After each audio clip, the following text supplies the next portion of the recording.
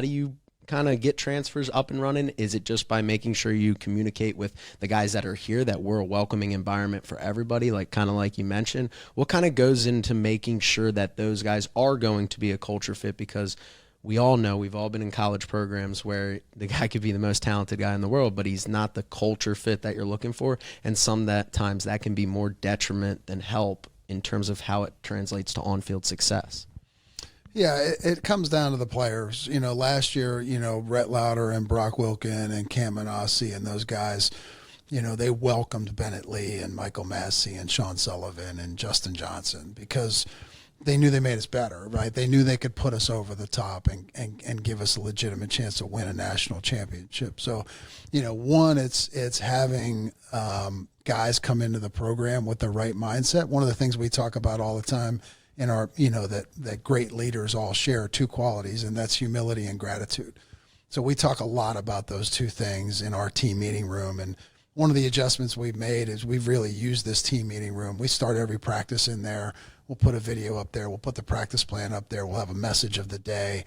And I think that's really helped kind of gel this team. Again, for me, team culture boils down to shared experiences, which are things like the retreat and the book and things like that. We have team meals. They had a team meal in here 2 nights ago, just on a random Saturday night. It's like team meal in the clubhouse. Everybody's here, and a couple of our upperclassmen have houses off campus. So there'll be guys over there watching Monday Night Football or whatever. And then the second thing is shared language. Like, you have to be speaking the same language. And if everybody's speaking the same language, then it's just that sense of kind of unity. And again, I refer back to Collins' year in 2017. We read The Boys in the Boat that year. And what an incredible book that ended up being for our team. It got to the point of the year where Parker Johnson goes out and buys like this inflatable raft, and it's like in the middle of our clubhouse. And like every day I walk in the clubhouse and there's kids sitting in the raft, and then the oars are going on the road with us. And we were at Florida, and the umpire came up to me. He's like, you can't have those oars in the dugout. I'm like, why not? Yeah, what are we talking about? And so anyway, and that was the same way with this team last year. They just took our motto of make them feel you, and they turned it into what it became, which was make every single person that you interact with every single day feel you. Your professors, the fans, the kid that's looking for an autograph, an elderly person who needs help across the street, whatever, hold the door for somebody, make eye contact, put your phone down, that kind of stuff. And again, those are the things we talk about, and our kids really embraced that and took off with it. I think it probably must take a really special group of leaders in that clubhouse to kind of get everyone on that same page. But when it happens, you kind of see this success and how it can run itself, and how nice that must be as a coaching staff to know that those guys have got it figured out down there.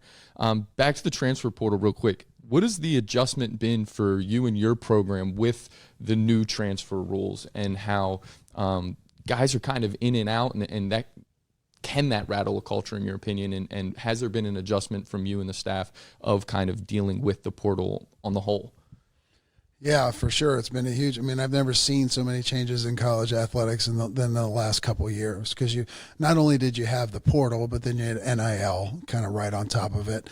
And the waiver of the transfer sitting out a year, kind of all together. But you also had the movement of the moving of the draft. Like, people don't talk often about what a big difference that was, moving the draft to July 11th or 12th or whatever it is, because our scholarships are due July 1 for the next year. We're not 100% sure we're going to lose in the draft, whether it's current players or returning players. And now you're adding the transfer portal to the mix too. So like last year, we got back from Omaha. Like, we spent the next 30 days working in the portal. There was no time to celebrate or reflect. It was like we got to get in the portal and because we knew we were going to lose a bunch of guys in the draft, and we had to replace those pieces. So we were in the portal immediately. For us, how I look at NIL and the portal is I look at it like a little bit like I'm a Yankee fan. I'm not afraid to admit it. And I know a lot of Delaware people are, I think.